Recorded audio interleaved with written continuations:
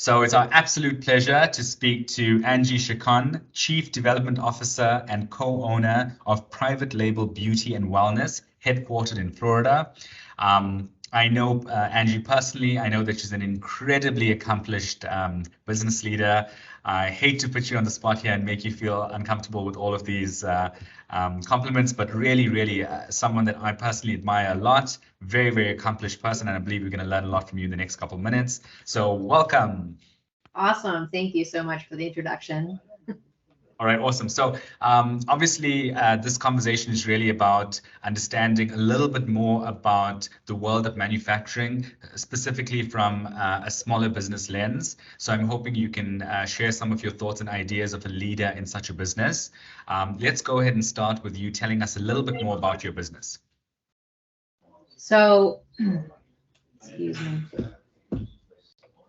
So my business is, I'm a skincare manufacturer, and actually do all sorts of beauty products and supplements as well.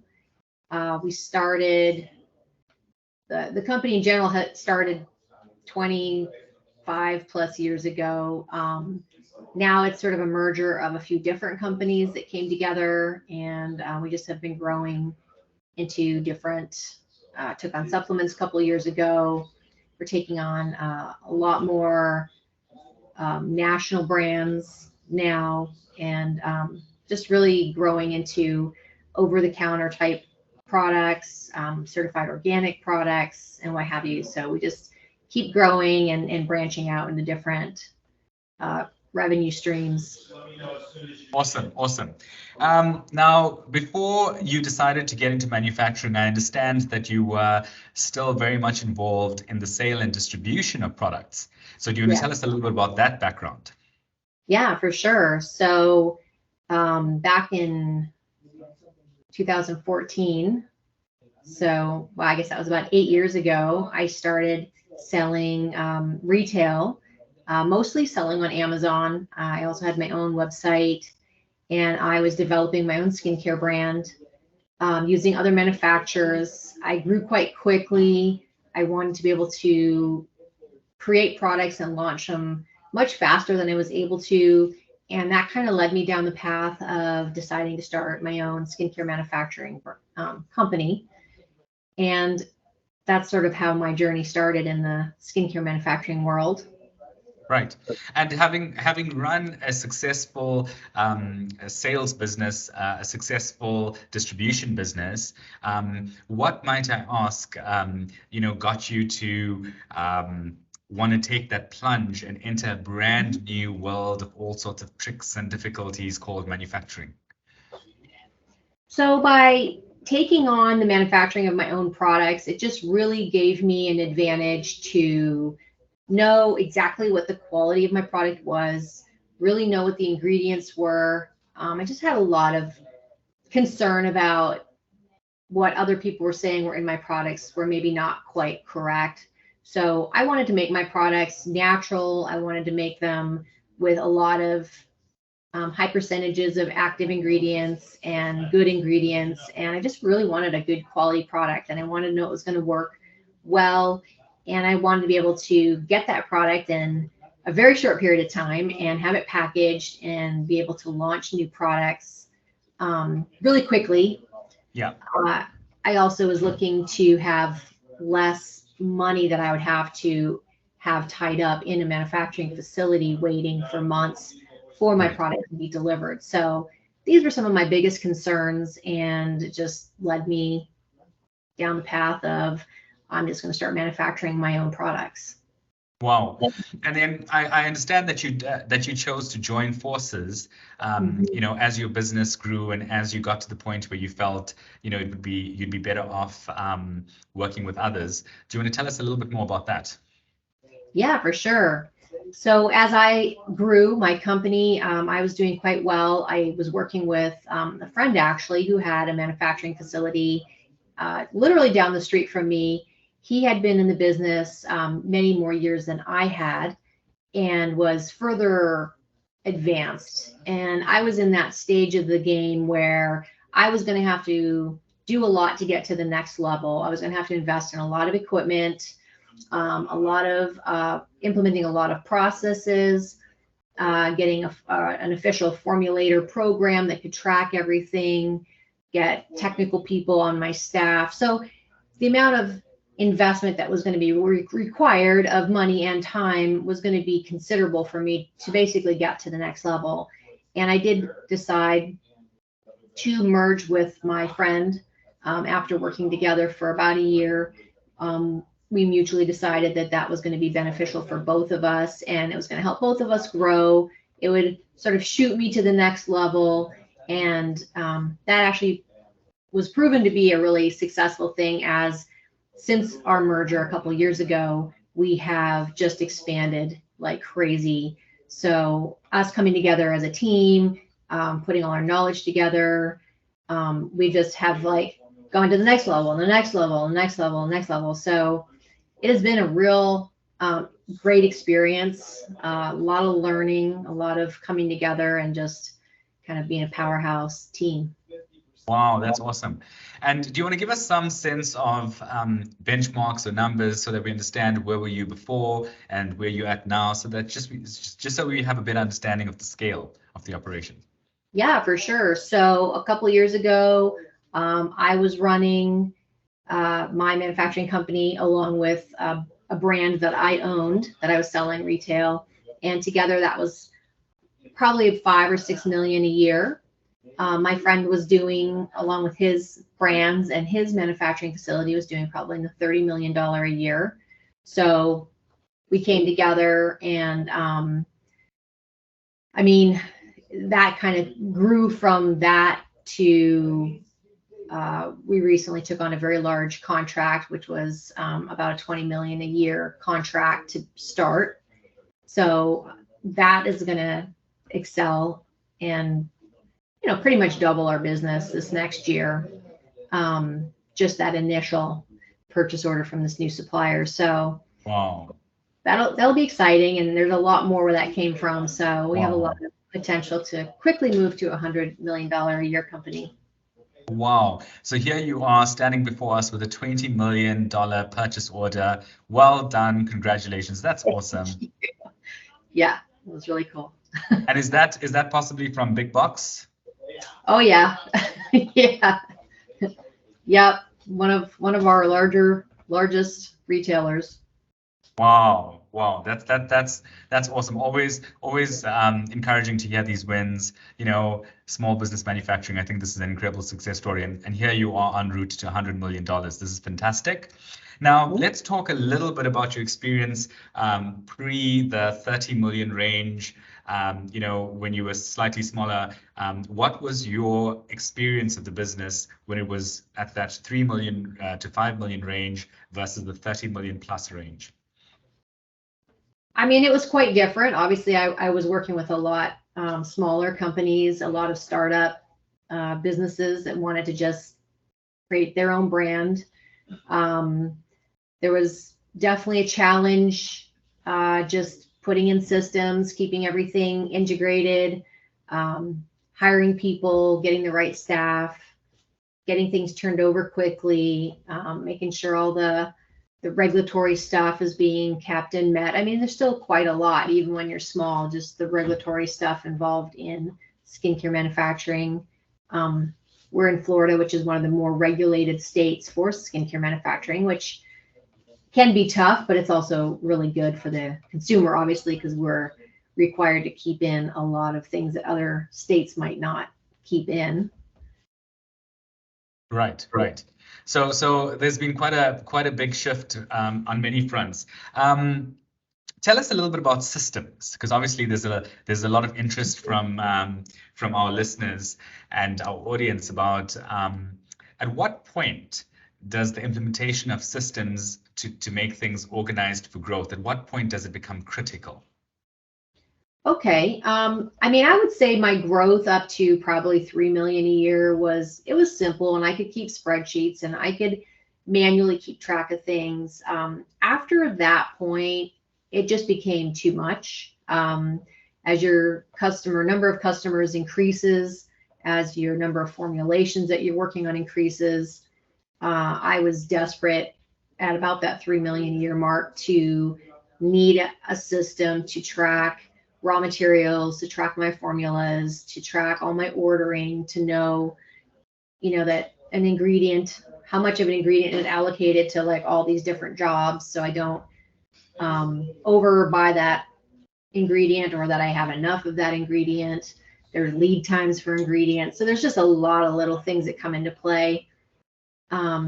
It's super important, even more so when you're producing the product, because you only have so many man hours you can put into producing a product, because you're charging so much. Maybe it's, we're working with pennies, 10 cents, 20 cents, 30 cents when you're manufacturing. So, you can't lose time on your line, people trying to produce the product, and there being downtime.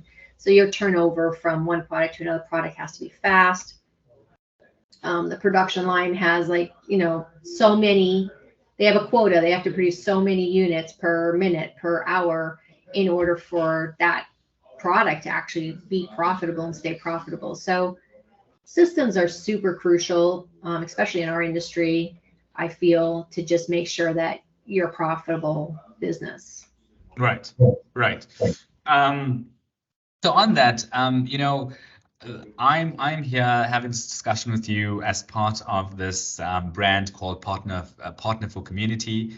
It's it's a community of current technology providers and future technology providers, meaning companies that are offering small businesses services, professional services of various sorts, and we are trying to encourage as many of those providers as possible to start considering offering technology solutions as part of their value to small businesses. Do you think it's more important or less important? You can be completely unbiased in your answer. Definitely not trying to make this a leading question, but if you had to look at the kind of suppliers that work with small businesses today in various ways, for payroll, for management consulting, and all sorts of things, do you see an opportunity for these providers to include some kind of technology value as part of what they bring to small businesses, or not? Yeah, of course. We're always looking for something to make things easier, to make things more efficient, to cut out extra work that we might need to do with entering things in, 2 times, 3 times, 4 times, simplify things. So, we have, vast amount of employees that aren't English speaking as their first language, and things need to be simple. They need to be mistake proof to some degree, and we're always looking. Even us, even though I've been around for a while, and though our size is quite a bit larger now, we're still having trouble finding good systems that work within our needs. Some are just extraordinarily priced. Some just don't do what we need. Some we need to grow with.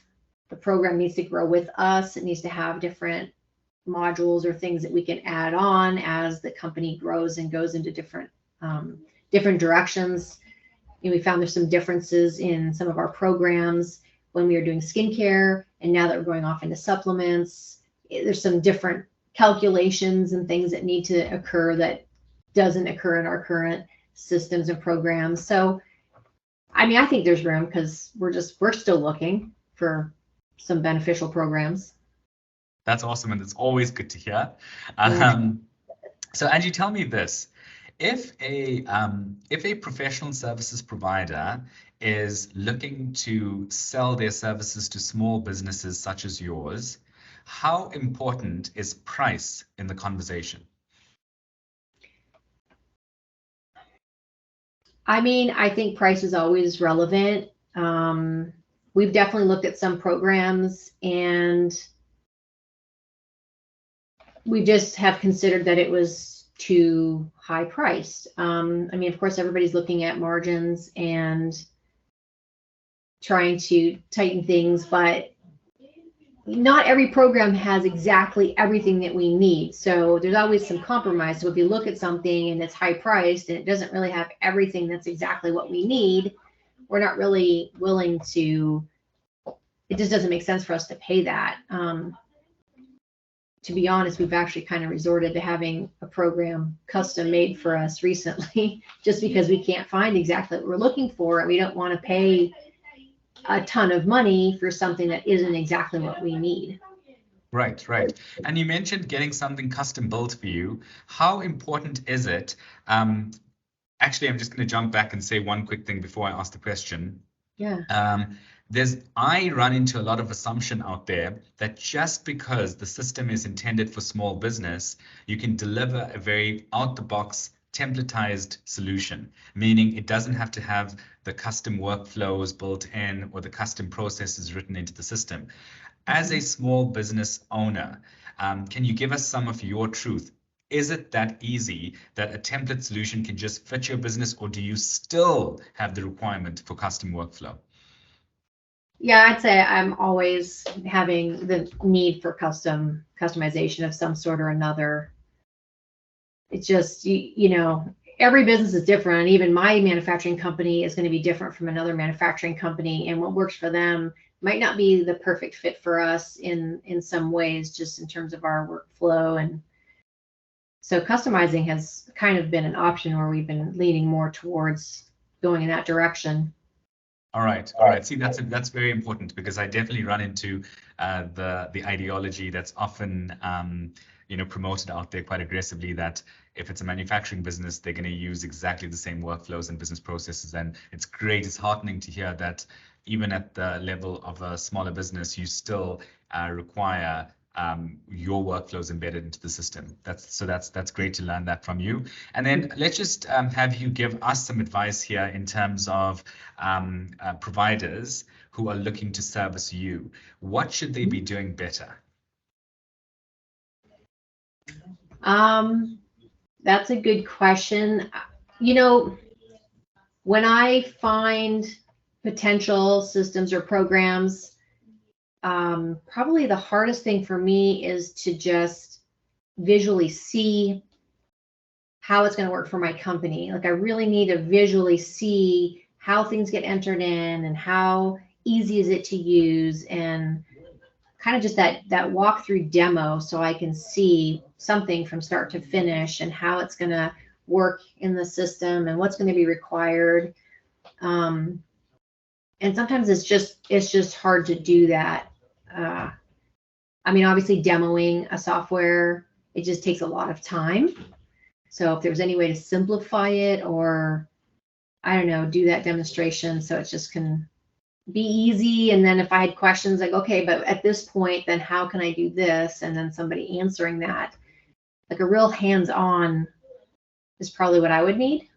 Right, right. So what very well demonstrated example of how things work. So a good quality demo, in other words, Yeah. and then tailored walkthrough how you would likely use the system, and the system being somewhat configured to your needs even before you buy it, right? So you can see how it's going to be solving your needs. Okay, good. So that's a very important point, and I think you're speaking our language here, because in the technology world we talk about demos all the time. So it's great to hear the importance of that.